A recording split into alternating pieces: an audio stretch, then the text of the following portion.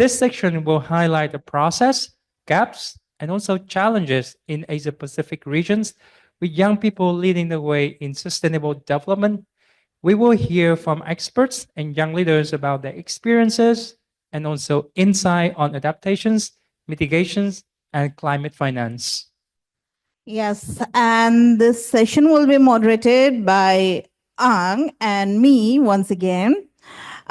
We have a very distinguished panelist with us today. First of all, I would like to call upon our panelists on the stage before we proceed. So we have with us Mr. Jay Mallet, Regional Climate Change Specialist with UNDP BRH. Yeah, can we have a round of applause for Jay? We have Dr. Sang Min Nam, Director of SCAP's Environment and Development Division. We also have with us Ms. Amy Regers, Regional Program Specialist, Climate Change and Gender, UN Women. Thank you. And before we start, I would like to remind our participants in the room and virtually that we will be open the Menti link previously that you've used. So if you still have it opened, you can still use that.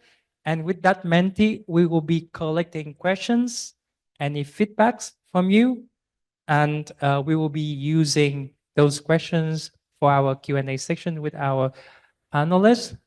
So you can scan the QR code. You can click in the link if you are virtually. Just a few seconds for people to scan the code. And I would like to invite everyone that while you are posting your questions, it will be very helpful if you can indicate who are you going to send the question to by putting their organization, UNDP, UNSCAP, and UN Women, and then the questions. That will help us to direct the question to the panelist. And also, because this is a youth forum and we really want to make it interactive and engaging. So after this, we're going to have presentations from our speakers. And after each the presentations, we will have a few quick fun questions for you. And then we prepare a few tokens here. And our colleague will be handed to you if you answer the questions correctly. So do pay attention because the hint will somehow stay in the presentations. So you have to find it. Is that clear with both in-person and virtual participants? Okay, thank you very much.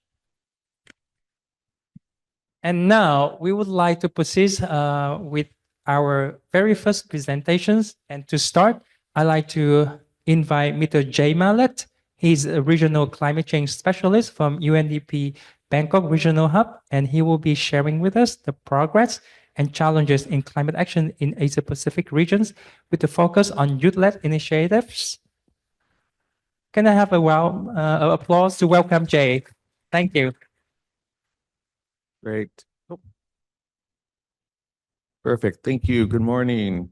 Good morning, distinguished guests and youth delegates and partners. I'm honored to be speaking at the Asia Pacific Forum on Sustainable Development Youth Forum 2025, especially today on the Climate Action Day. So the focus of my talk today is on SDG 13, climate action, examining the progress, gaps, and challenges we face in combating climate change and its impact, the critical moment we are in today, and then I will conclude with 3 ways forward to support you, young people, as agents of change. There, perfect. Okay, as you know, the Asia-Pacific region is at the epicenter of climate change, with over 4.3 billion people living across diverse landscapes, from small Pacific islands to dense megacities and high mountain ranges. No part of the region is untouched. The past decade has been the hottest on record. More frequent and intense heat waves are causing health crises, crop failures, and infrastructure damage. Climate change is intensifying storms, floods, typhoons, and droughts, causing billions of dollars of damage and also loss of life. Millions of people are exposed to acute food insecurity and reduced water security. Sea levels are rising. For countries in the Pacific, this is not just a threat, this is an existential crisis. The glaciers in the Hindu Kush mountain range are melting at an alarming rate, jeopardizing the water security of millions. These impacts are not felt equally. It is the most vulnerable, those who have contributed the least to this crisis, who are bearing the heaviest burden. This is a crisis that demands urgent, collective, and transformative action. So we are seeing some progress. Many countries in Asia Pacific are embracing renewable energy with investments, especially in solar power, that are helping communities transition away from fossil fuels, reducing emissions, and boosting energy security. We are also seeing a transition to e-mobility in the region. The region is a major market for electric vehicles, with sales growing rapidly. As you know, transportation is a major contributor to greenhouse gas emissions in our region, roughly about 20%. So this shift to e-mobility is reducing emissions, but also improving air quality. We're seeing the growing use of climate-resilient agricultural practices, empowering farmers to adapt to changing weather patterns and enhance food security. There are efforts underway to restore forests and protect ecosystems, which play a crucial role in carbon sequestration and climate resilience. The growing awareness, particularly among young people, is a powerful catalyst for change. You are speaking up, demanding action, and driving innovation. Well, we're seeing encouraging signs of change. The pace of change is simply not fast enough. Just a few days ago, UN and ESCAP launched its Asia and the Pacific SDG Progress Report 2025. You can see on the left-hand side the progress for all the SDGs. And you can see on the very, it's a bit small, sorry. You can see for SDG 13, there's red, it's regression. This means we're not on target to meet this goal. And this is a continuing trend. So why is that? You look in the middle graph, two indicators. One is greenhouse gas emissions, and also the other one is death and missing and people affected from disasters. So emissions are rising in our region. Greenhouse gas emissions continue to increase, driven by economic growth and reliance on fossil fuels, especially coal. In 2023, the region accounted for approximately 60% of global greenhouse gas emissions. The region also remains the world's most disaster-hit region from weather, climate, and water-related hazards. While some progress has been made in the adoption and implementation of national and local disaster risk reduction strategies, the number of people's lives that are being impacted by disasters is increasing. Also, Asia Pacific region is urbanizing quickly. So this means there's an increase in demand for energy, which leads to more pollution and emissions. Lastly, climate finance flows is significantly short for the required levels, especially for low-income countries. The estimated climate finance needed by developing countries in the region, excluding China, is approximately 1.3 trillion per year. There. Okay, now I want to talk about something incredibly important, something that holds immense potential for our future. The next round of NDCs, the nationally determined contributions, what we're calling as the NDC 3.0.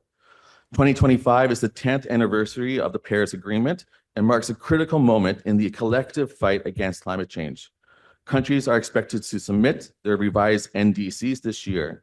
They are essentially climate action plans outlining how they will reduce emissions and adapt to the changing climate. So this is a critical moment. Right now, it's one of the best chances we have as the international community to ensure warming stays under 1.5 degrees. The decisions that we make now, the level of ambition in these NDC 3.0s will determine our fate of the planet for a long time. You'll see on this graph, this shows how kind of like a pathway, what we see in terms of the NDCs. So if you look at the very beginning, 2015, COP21, Paris Agreement, the first kind of round of NDCs, the collective effort from those NDCs put us on a pathway of about 3.5 degrees warming. Fast forward to the second round of NDCs in 2020, and with increased support from developed partners and increased ambition by countries, this put us on a pathway of 2.5 degrees, still well above the 1.5 degree goal. Now we're in the moment where can we meet the 1.5 degree target or not? And this is what's really important now. So building on the lessons learned of UNDP's climate promise, which supported over 125 developing countries during the second round of the NDC revision, under the leadership of the UN Secretary General, UNDP, and the whole UN family is providing support to developing countries in developing their NDC 3.0 as part of the UN system's Climate Promise 2025. The aim of the Climate Promise 2025 is to help countries align NDCs with the 1.5 degree goal and SDGs, strengthen quality and investability, and accelerate implementation to drive sustainable development.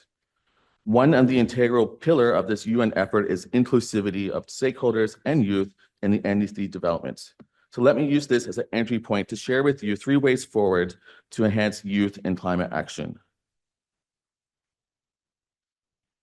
First, bring youth to the table and amplify youth voices in policymaking. Meaningful youth participation in policymaking and climate governance is not just important, it's a fundamental human right. The right to a healthy environment and the right to have a say in decisions that shape your future go hand in hand. Yet, despite being at the forefront of climate impacts, young people are often sidelined in policymaking. Many lack access to technical, political, and financial support, and systemic barriers continue to prevent their full and equal participation. These barriers must be addressed. So according to a survey by UNDP, almost 80% of young people surveyed mentioned that they had never participated in or been invited to participate in the formulation of the country's nationally determined contribution. That means policies that will determine the future of our planet are being crafted without the voices of those who will inherit the consequences. So we must change this. At UNDP, we're committed to advancing inclusivity in climate action, especially the NDC 3.0. For example, in Cambodia, UNDP conducted a stock take of the past NDC, the NDC 2.0, with a specific component focused on youth inclusion in the NDC and also in its development process. This youth-led research provided a roadmap for more ambitious NDC and provided policymakers and key stakeholders strategies and actions for meaningful engagement of youth in the NDC decision-making process. Now, through YACAP, they are providing support to youth with trainings on how to engage more meaningfully in policy processes, including NDCs and also National Adaptation Plan, SNAPs. The second one is empower youth-led initiatives, investing in youth-led green solutions. Young people are not just the future, they are active agents of change now. There is no climate solution without youth. We need to increase support to youth-led climate initiatives, which are already addressing climate change at various levels. YACAP is supporting young leaders and also youth-led organizations and entrepreneurs to enhance their technical capacity to meet criteria for funding opportunities and developing project proposals.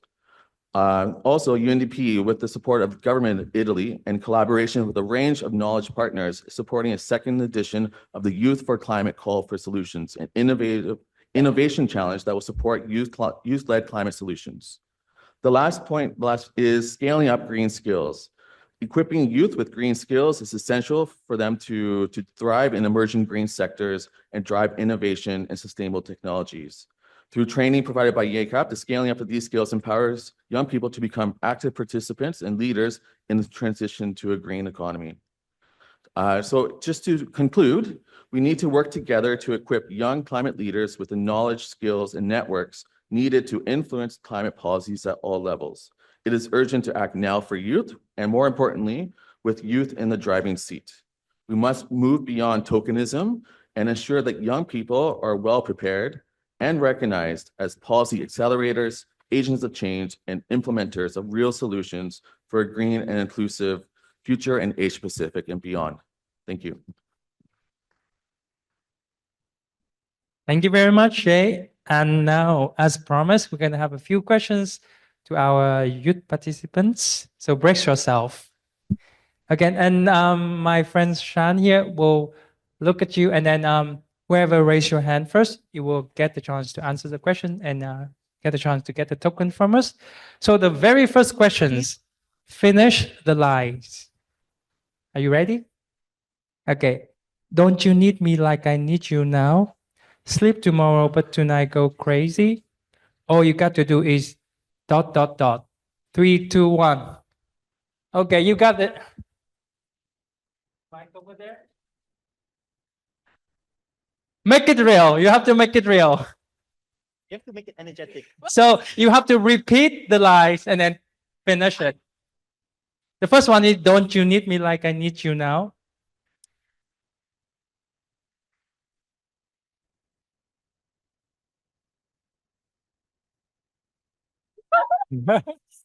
Give her a round of applause.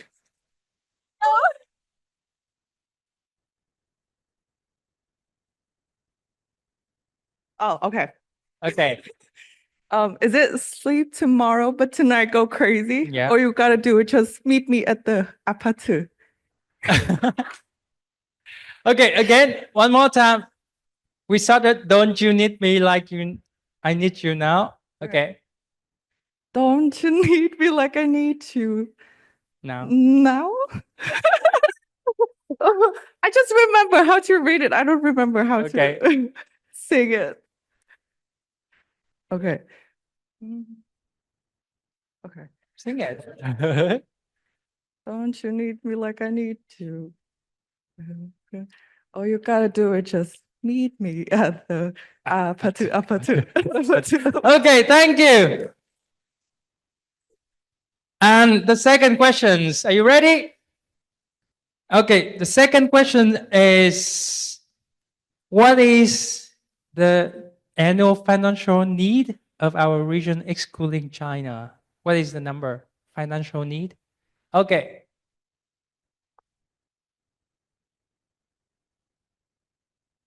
$1.3 trillion. Is that the correct answer?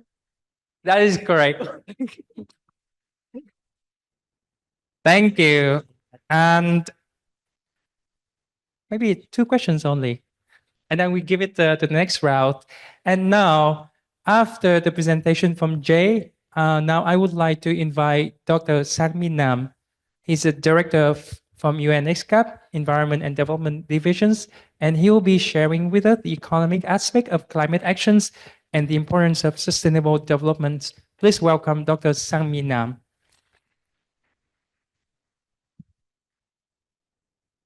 Good morning. This first quiz reminds me of the Blackpink concert that I attended. It was last June, June 23, in Bangkok. So I was really excited to listen to this Blackpink's music now. This Rose and Bruno Mars's part. And so I'm going to speak about SDG 14. For me, I'm really excited to be part of this youth group. It's not because I'm young, but because I was also youth activist from this student activist, local activist, and then NGOs. And then after that, I joined UN about 20 years ago. So I really try to join this kind of opportunity to share my experience and my thought with you. And many of us are speaking about the youth as an agent for changes. It's not for changes that can happen tomorrow, but even many changes that can happen today. And we have a presentation from UNDP on SDG 13 climate action impact. Those youth movement during 2018 and 2019 was very critical in mobilizing political commitments to net zero. Now, many of our countries here for Northeast Asia, except the DPRK, North Korea, Southeast Asia, Philippines, and Myanmar, and South Asia, Bangladesh, Iran, and other than that, all committed to net zero target or carbon neutrality target. In this process, youth played a really critical role. So, and then my point, so this was presented by also, Jay, and of course, he was focusing on SDG 13. Amongst those SDGs, you can see 3 goals are really behind the needed progress. Of course, SDG 13, climate action, we see it is a reversing trend. And then SDG 10, 11, responsible consumption and production, and SDG 14, life underwater. So three are most challenging goals in Asia Pacific. And also all three are interlinked, without responsible consumption, production, and consumption, we cannot really manage emissions, CO2 emissions from our economic system. And with this increasing GHG emissions, we cannot really manage the ocean and climate dynamics. So, and you can, on the right-hand side, you can see the details of SDG 14. The yellow color means those requiring to accelerate progress. And the red color indicate the need to reverse the current trend. And the gray color indicate lack of data. So we cannot really measure the progress because of data availability. So, but nevertheless, we see, all targets are really making slow progress or requiring to reverse the current trend.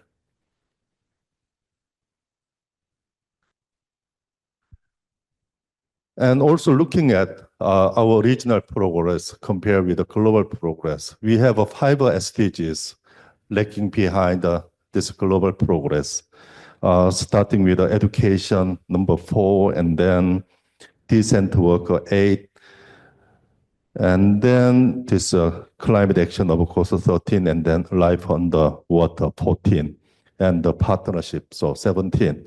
So both, but looking at the gap between global and regional progress, those 13 is the highest, followed by 14 and 8. So again, of course, Asia Pacific is really home to 2 major oceans, Pacific Ocean and Indian Ocean. So this also creates a more challenging situation, and also number of population sharing 2/3 of a global population. So naturally, we have a more, challenging situation. Plus, the level of progress and actions at the country level further create this kind of a situation behind the global progress. And we have seen really pollution is ocean plastic on ocean pollution issue here in Asia Pacific. Looking at, there are very diverse assessment on our contribution to ocean plastic, but one of the latest comprehensive assessment indicated that about 80% of ocean pollution, especially plastic pollution, come from Asia. And the main source is Philippines, followed by India, and then Malaysia and China, and especially Philippines and India are responsible for about 40% of global ocean pollutions. And also, it is not only the major river. This assessment also shows that around 1,600 rivers in the world, they are responsible for about 80% this land-based plastic pollutions. So small rivers is still important to manage the land-based ocean pollution. And then, but this ocean pollution issue, especially during the COVID pandemic, there are few images about this floating ocean plastic and plastic islands, and then that triggered the UN Environmental Assembly resolution to develop new legal instrument on plastic. So we were expecting that it could be done by last year, but it's not. But nevertheless, this year we will have a new treaty on plastic. That treaty on plastic will cover not only ocean pollution, but entire cycle of plastic. And when it comes to ocean, really key elements of our, the attention that we need to pay is really conserving marine ecosystem. During Asia Pacific is sharing about 51% of global mangrove and 70% of coral reef. But while we are sharing about around 50% of global mangrove, so during last 25 years, 60% of global mangrove loss happened in Asia Pacific. But during last 10 years, during recent decade, we see positive trends, especially you can see this green color. So here, Thailand and Philippines, India, Bangladesh, Cambodia, and China. So there is an increase of mangrove.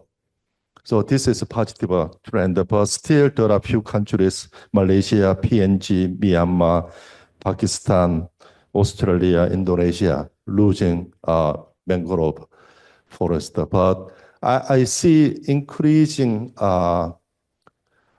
commitments and the policies for each country. So I'm hoping that this trend in many of those countries with the yellow color will be reversed in a positive way. And also mangrove forest, the carbon sequestration capacity per hectare is 4 times of those tropical forests. So if also one tree can absorb about 10 to 12 kilograms of CO2 per year. So that highlights the importance of mangrove forest. And then we have last year, we experienced real heat stress across all Southeast Asia and South Asia. 2023 was a record-breaking, in terms of urban heat stress. But actually, last year became more serious. And then finally, the assessment indicated that the temperature increase in 2024 was 1.5 degree, more than 1.5 degree Celsius, higher than the average, the industry, the baseline. So it was really driven by this global warming was really driven by ocean warming. But this ocean warming is certainly driven by global warming. So there is a positive relationship between ocean warming and global warming. And the record clearly shows that increasing this ocean heat contents for 2,000 meters from the surface sea level to all the way to 2,000 meters, especially the upper 700 meters. So there is increasing internal heat, and then that drives warming up the ocean and then contributing to warming up the air. And although there is certainly global trend, but when it comes to Indian Ocean, so last year, entire Indian Ocean and most part of this Western Pacific, so South China Sea and this eastern part of the Philippines, so we see relatively hot, warm ocean temperature. So it covered about 1/3 of a global ocean outside this polar region.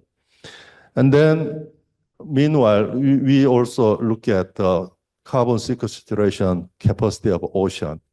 So ocean ecosystems sequestrate about a quarter of CO2 emissions coming out from our human activities. So ocean sequestrate more CO2 than terrestrial ecosystem, which means we have to really protect the ocean's capacity for absorbing carbon, which means protecting blue carbon ecosystems. In that regard, so as you can see, ocean is absorbing about 10 gigaton per year of CO2, which is higher than carbon sequestration by terrestrial ecosystem. In that regard, ESCAP and also with many other UN entities and initiated by Indonesia, Moldova, Fiji. So last year, our member state adopted this regional initiative for ocean-based climate action. And this is just released yesterday. We had a regional dialogue in September, and then there was an additional process for fine-tuning the initiative. So now we have a first regional initiative on ocean-based climate action covering 4 areas: protecting blue carbon ecosystem, mangrove, sea glass, coral reef, tidal flat, yeah, and decarbonizing shipping and maritime connectivity. Shipping industry, shipping sector is responsible about 4 to 5% of global GHG emissions. So decarbonizing shipping and accelerating ocean-based renewable energy. UK shut down their last coal power plants in September last year. UK was the first country operating coal-fired power plant 142 years ago. They shut down last year. One of the key drivers for this energy transition was expanding offshore renewable, especially wind power. So we have also many Asian countries have a great potential for wind power, offshore renewables. So we need to expand that for energy transition and enhancing ocean and climate resilience. Many of earlier sessions highlighted that Malaysia, Philippines had 3 typhoons per year. Yeah, this is a typical issue of ocean resilience. And then in that regard, so protecting blue ecosystem will be critical. And then in that regard, so recommendation for youth action, mobilize your local action to prevent land-based ocean pollution. The pollution flowing into a river is quite feasible. So it's relatively easy to mobilize a local action. And mobilize local actions, also advocate national policies to protect the coastal ecosystem. We have seen many youth campaigns for coastal ecosystem protection from Pacific countries, Vanuatu, Fiji, and here Indonesia, Thailand, we have seen many.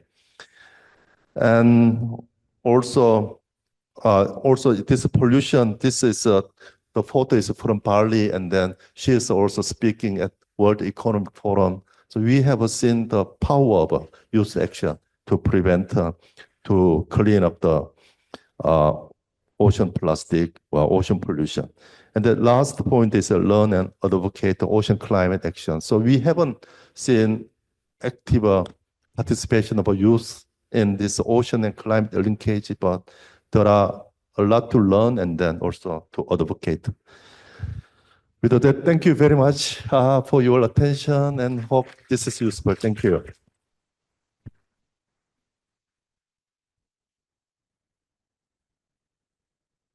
Thank you so much, Dr. Sangmin Nam, for your valuable insights. Now we have Ms. Amy Regers from UN Women.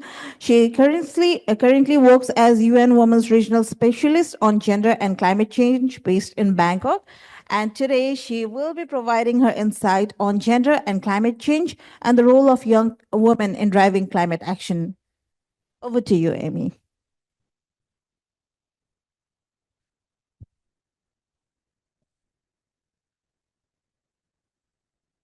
Thank you very much and good morning, everybody. I don't need the stool either, so I'm just getting it out of the way. Thank you for the introduction, and it's lovely to be here as a non-young person to be inspired by young people. And thanks very much also to colleagues from UNDP and ESCAP for really providing the context for which this conversation is happening. And I'm here really to sort of dive into what we look at as the sort of human side of these issues and really unpack the gendered-based vulnerabilities and inequalities related to climate action and the impacts of climate change.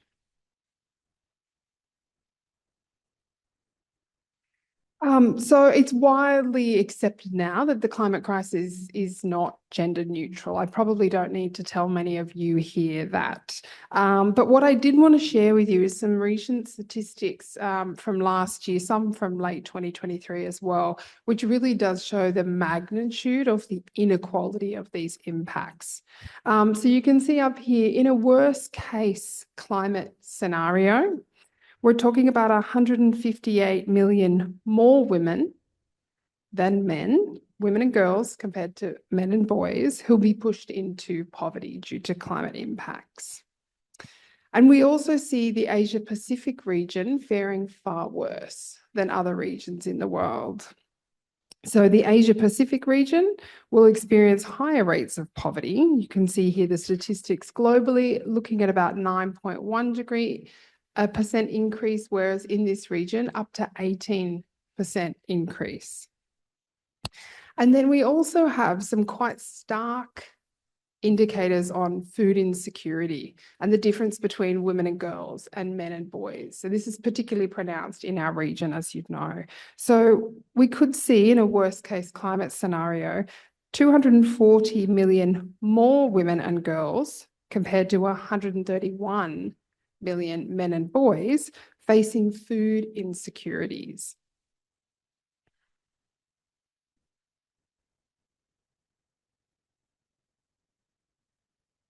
And so when we look at this from a gender equality angle, and we heard Shiva this morning really pinpoint a number of the key things that I'm going to provide some specific data points and reference to. Because when we're talking about gender inequalities within that, and from a perspective of you and women, we're also really looking at marginalized groups across, women in all their diversity. So we do look at marginalized groups in, from an intersectional perspective. And I think some of the more disturbing data points that we're now seeing are particularly around the links between climate impacts and child marriage. So something that's particularly problematic in more arid areas. So where droughts occur more recently, we're seeing increases in child marriage used as a coping strategy. And this is distinctly different from more humid areas. And we also know that women and girls carry an unequal care and domestic work burden. And this is particularly aggravated and exacerbated in times of disaster, but also when we're looking at long sort of slow onset climate impacts, we're starting to see these incremental increases in the amount of time that girls in particular are spending on domestic and care work. And these is particularly related to the environmental degradation and the depletion of natural resources. So for example, water collection and the time spent to travel further for such domestic activities.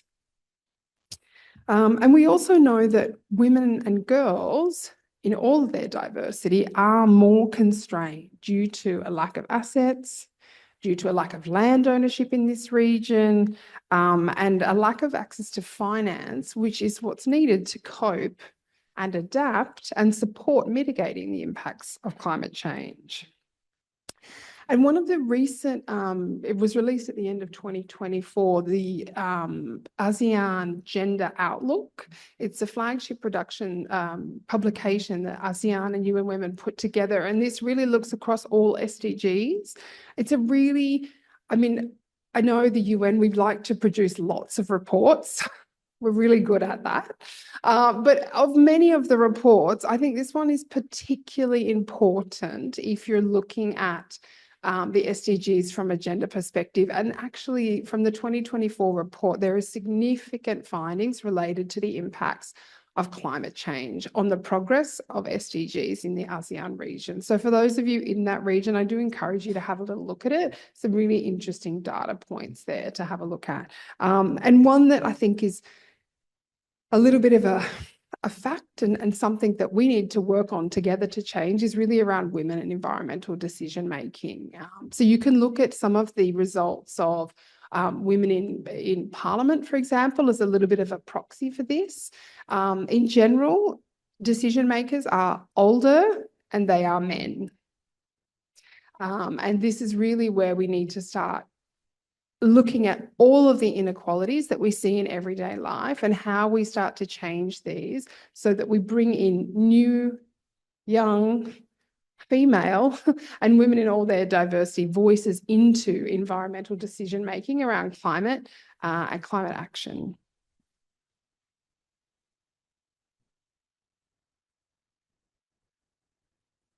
So I wanted to just share with you a few things that UN Women works on in this particular area and how we do this work. And some of you I know are part of some of the initiatives that we work on in partnership with some of our other UN sister and brother agencies, as well as Arrow. So in sort of three broad buckets, we recognise that women and girls are in fact at the forefront of the impacts of climate change, but they are indeed these actors of change. And this is particularly true when we're talking about the youth in Asia Pacific. So UN Women really tries to advocate for the leadership of women and girls in environmental decision making. So whether that be through the NDC process, which Jay spoke to us about earlier, trying to ensure the integration of Indigenous voices, rural women, people from LGBTQI plus communities into decision-making and decision-making processes around climate action and our NDCs. And that also links to other global processes, including the Gender Action Plan, which we heard far earlier this morning from our UNFCCC colleagues talking about this year will be a big year in terms of identifying the new global gender action plan under the UNFCCC. And we also really try and work on data and evidence to support that decision making and support a broader evidence base on gender and the environment. And that's, like I said, you'll find some key reports on the UN Women website, and come and talk to me about some of those as well that can be particularly useful. UN Women also really tries to work with different partners, and as part of our mandate, it's really about convening spaces and creating spaces similar to those here, many which we conduct with partners, Arrow and others, to really try and harness the voices of those most affected and really bring those as an interlocutor to some of our government counterparts.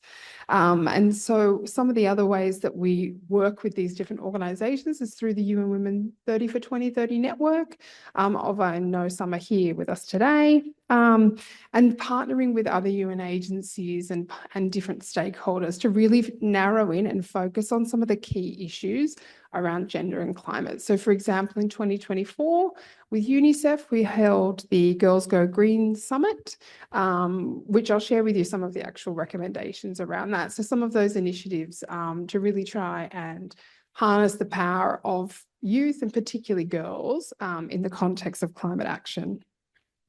And then finally, UN Women also really works at the grassroots level.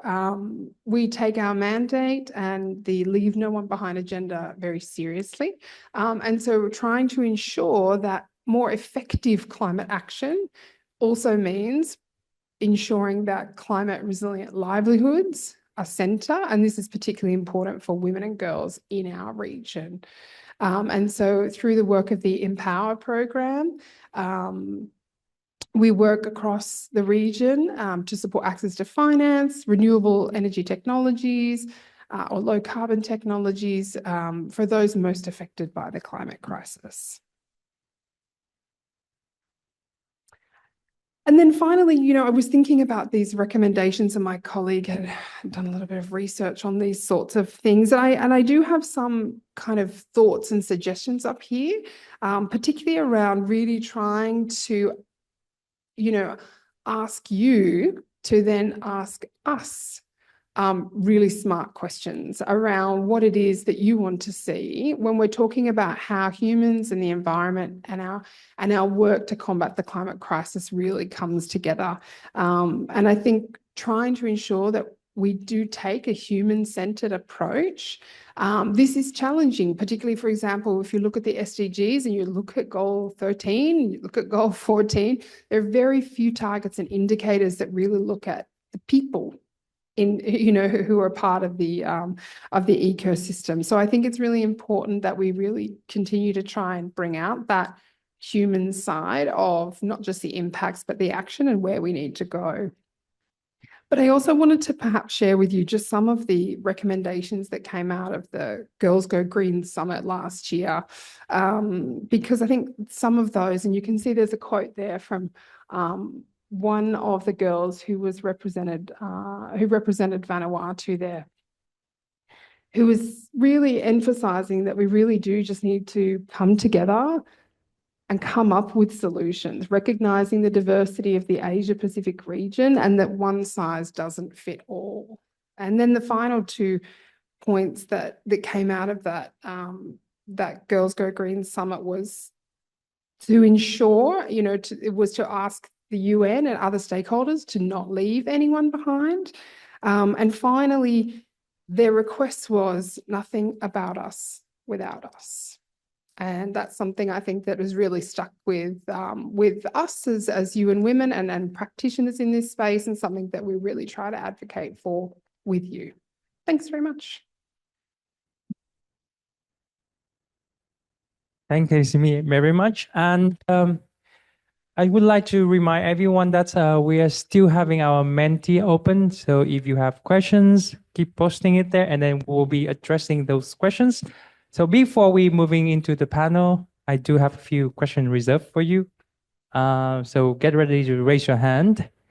So the first questions, what are the 5 SDGs that we are behind the global progress? Okay, go ahead. Okay. 4, 8, 13, 14, and 17. Is that the correct answers, everyone? Yes, that is the correct answers. Thank you. And I have another question. This one is a bit tough.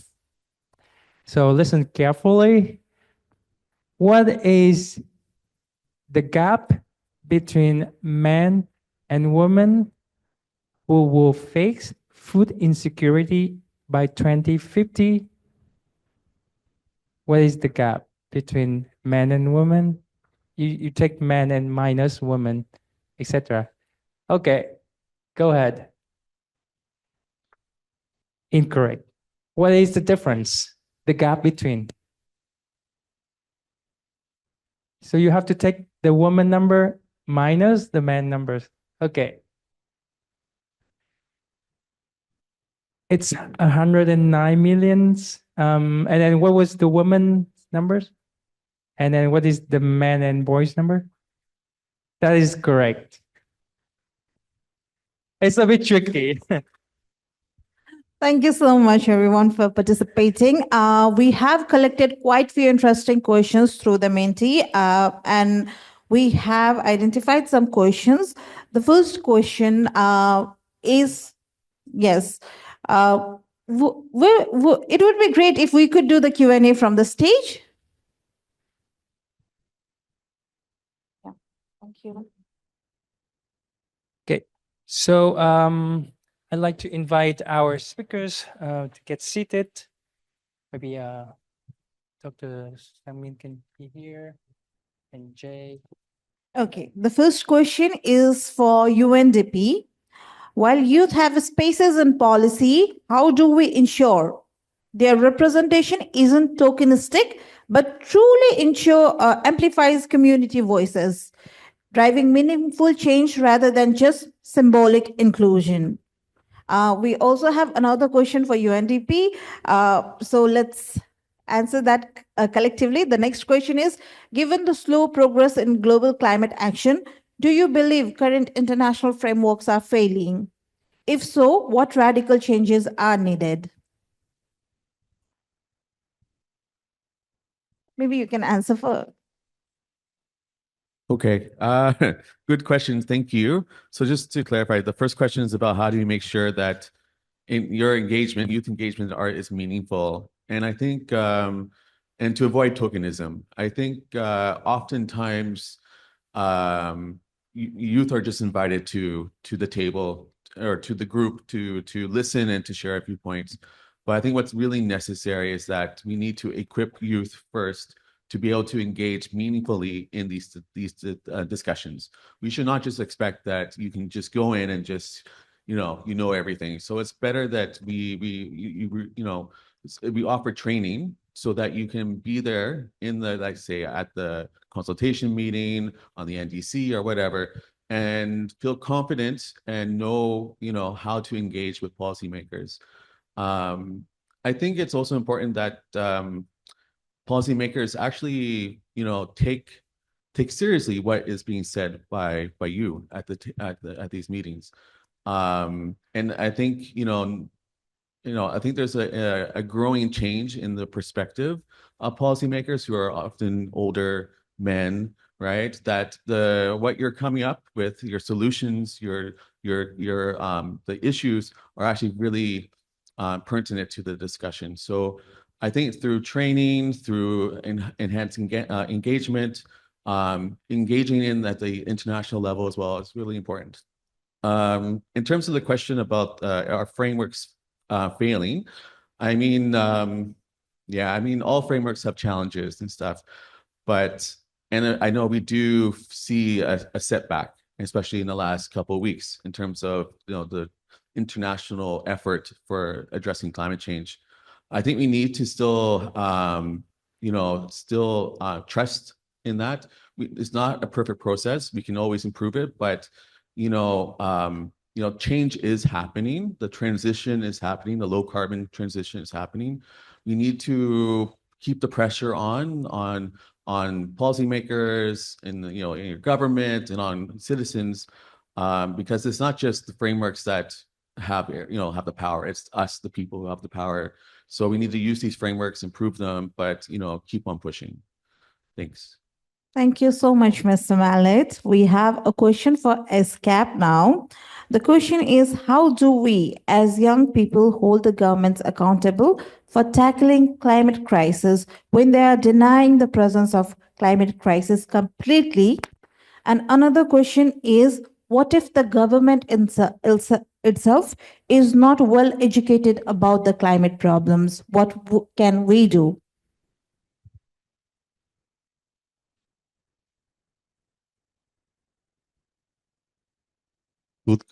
Good question, and good and difficult question. And I support his point. Yeah, I don't know which point, but so there is also many, there is concern about the current system, UNFCCC and Paris Agreement, but there is no other way for us to mobilize to bring all countries together. Yeah, and then so on climate crisis, of course, we have seen setback despite NDC, and then now we are entering into new NDC.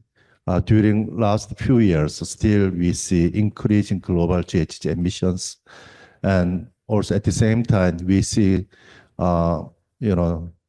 record-breaking global temperature every year. So this is a situation, but I also would like to highlight the positive trend. As he mentioned, low carbon transition is happening. Indeed, it is also happening. And as I mentioned earlier, so when we were, adopting Paris Agreement back to 2015, we couldn't speak about carbon neutrality, net zero commitments for developing countries. It would be nonsense if I speak about this openly. Yeah, but during last few years, most countries have committed to that, and I see some snowball effects. And like Sri Lanka, despite their economic crisis, the net zero target they produced is climate change prosperity plan. So looking at climate action as a new opportunity. So this is a changing mindset of government officials. And if all others are working towards that direction, no country can go different way. So, but has to join. So I see this kind of a positive trend. There is growing pressure on countries to move towards low carbon or net zero pathways. So utilize this kind of a trend, information on this kind of trend, and then speak highly about that. That will change the mindset of government officials. And you have a lot to work on this. Thank you. Thank you so much, Dr. Nam. And we do have another questions for Amy. Well, this is another good but also very difficult questions. So referring to the human-centric approach that you mentioned, what are the mechanisms or frameworks or declarations within the UN that could be implemented to apply that human-centric process and approach?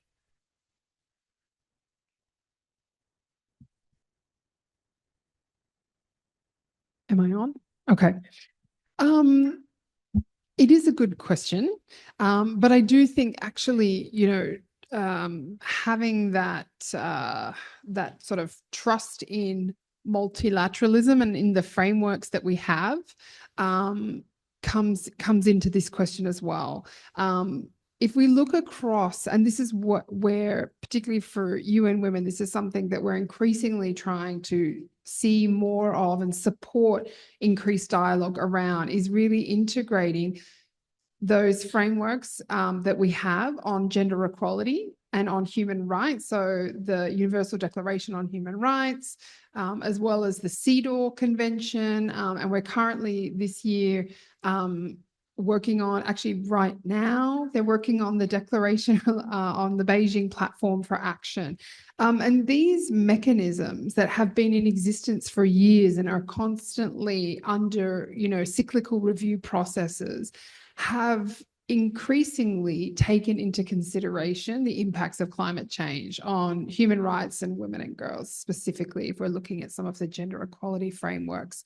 So if you trace it back over the years in a similar way that maybe we were talking about the Paris Agreement, if you trace back over the years, you will slowly see the integration of issues related to environmental degradation, disaster risk reduction, and climate change, and how those are impacting the progress related to gender equality, as well as the realization of human rights. So I think those mechanisms are there already in place. What the challenge is, and this is certainly something that I would put to the youth here and in the virtual room as well, is how do you distill those frameworks that we have at the global and at the sort of multilateral level into action and advocacy at your government level, because that's where that change has to happen, because those policymakers are the ones that are reporting on the Paris Agreement as per the NDCs, but they're also reporting on CEDAW, cyclical reporting formats, and they're negotiating on the Beijing Platform for Action this week in New York. Thank you very much. And I see throughout the questions and answer, we can see the theme here is we have the processes, we have the mechanisms, we have the framework, but we are not only working with the framework, with the mechanism, but we are working with humans. And then how can we as young people can touch on that human aspect to be the force to drive the mechanism, to drive the framework to work, rather than just looking at the framework, looking at the mechanism and say it's not working, and then we're not doing anything. But like, how can we as human can make it work? So I think that was very interesting insight from our speakers, and also a question we got online. Maybe we can open the floor for participants in the rooms and also virtual participations. If you have any questions, you can raise your hand, and then we can direct the questions to our speakers here. Yes. Can we have a mic over there?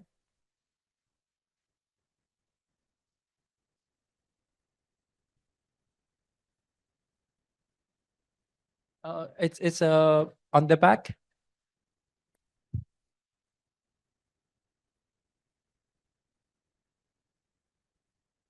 Yeah, we just moving the mic a bit. Please.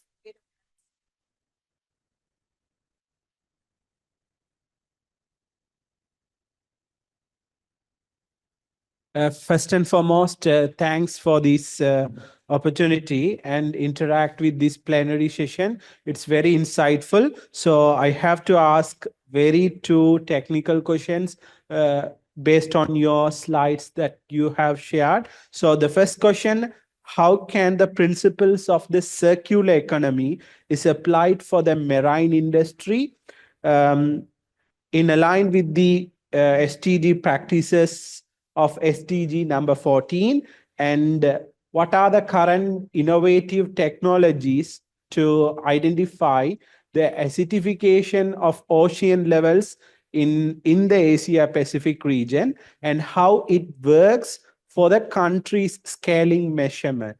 So this is my question. Thank you. Maybe Dr. It's another difficult question. So certainly when it comes to circular economy, if you look at the current draft text of new treaty on plastic, one of the key point of this treaty is to support the circular economy. Of course, the circular economy in the context of managing primary plastic polymer and also plastic products. So it identifies various primary products, primary plastic and then very diverse plastic products. So how to make this a circular economy? This will be key to prevent this land-based pollution. So this is my first point. And then acidification. I don't have a really knowledge of this technology for preventing acidification, but as you know, as the ocean sequestrates more carbon, it is really causing acidification. So without reducing carbon dioxide concentration in the atmosphere, we cannot, avoid this increasing trend of acidification. So this is but in terms of a specific technology, I don't have a really knowledge. Thank you. Yeah, thank you very much. Again, I remind everyone that we are very much focusing on our event today, focusing on youth and then how young people can play a role. And then I know that we have very technical questions. Maybe we can leave it for the break as well. So while we are waiting for our virtual participants to have their questions, they can put it their hands up. We can take another question from the floor. I'll leave it up to my colleagues. Thank you very much for a great presentation. And we all know that climate is changing, our life is changing. Nothing has been the same before. And as we can see that our progress is lacking behind in the climate crisis in SDG 13 and SDG 14. How can we as young people actually help to accelerate these progress back behind? What are the innovative, creative solutions that is possible for young people to have this evidence-based, science-based, scientific form of getting involved in action, including more people in these processes? And I would like to raise one problem about the ocean, because scientists have found like a dark oxygen in the sea mining, and the deep sea mining has happened in many oceans, and they have benefiting it from they're digging up the sea oceans, which is impacting more countries and the Pacific oceans and everyone over there. So we feel like, would it be possible if we have a regulation or rule about ocean, that this is not just your resources, but ocean is everyone's resources. It's about the fish, it's about the people, it's everyone that benefit from these oceans and from the plastic pollution that you have mentioned. How could we actually come together, or as young people taking more action to ensure that we have a sustainable, inclusive, and resilient future for everyone? Thank you. So your question is about how young people can use their innovations and ideas to tackle those challenges for SDGs 13 and 14. So maybe I'd like to invite Jay with his experience working with young people. Any example that you could share? Yeah, no, thanks. Really great question. And the first thing that came to my head, so you're asking how can young people engage in innovative solutions? And I think the first thing is you're the ones coming up with these innovative solutions. You're the ones who have these. We need to, support you to give you the opportunity for you to bring your innovative solutions to life, right? So that's through trainings, that's through innovation challenges that, that I mentioned before. It's, giving you money, really. It's about money, right? It's we need to invest in youth, but also in your ideas. So yeah, I think we do have solutions that are there, but I mean, there's so many things that maybe is being implemented at a very local level that can be really helpful and needs to be scaled up. You're the ones who work on the ground, so we need to really support you because you're the ones with these solutions. Maybe Amy or Dr. Samin can supplement very quickly. Yeah, maybe just quickly. I think one of the other things that is, to Jay's point, there needs to be that investment and support, etc. But I think as well, and maybe speaking from where we sit in the UN, I think it's also part of our job to move things out of your way. Because you have the solutions, you may be, being invested in and you have those, but in some instances where we're talking about decision making and we're talking about politics, we need to change the system. And I think that's where there are certain places and spaces where, as part of the UN family and multilateralism, we need to be able to move things out of the way so that these voices, ideas, etc., really do come into decision-making places. Thank you so much, Amy. Very short. Those attending this meeting, you have a really great knowledge of global goals and mechanisms. Here, on this point, I suggest 2 points. One is, we have a global biodiversity framework, which has a goal for 30 by 30. So 30% of this protected area by 2030. So really utilize this GBF, Global Biodiversity Framework, to advocate. And then the second point is here we have a new agreement, the BBNJ, biodiversity beyond the national jurisdiction.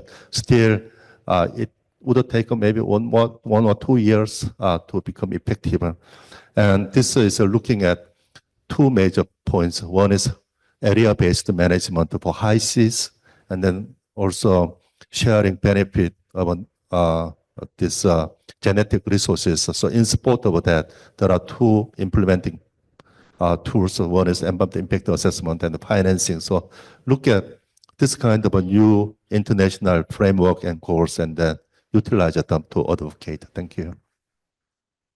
Thank you very much. And I believe we all have a lot of insight from our speakers, but unfortunately, because of the timing, so we have to close the panel here. But before closing, I'd like to wrap up a few key highlights that we have been discussing. So we all acknowledge the importance and the role of young people in tackling the challenges that we face for SDGs number 14, number 13.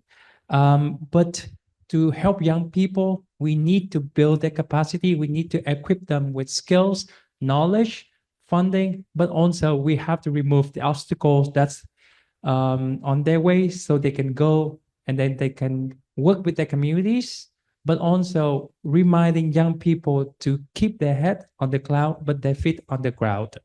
That's we need to learn and we need to understand the processes, the framework, but we also need to focus on the human aspect of it.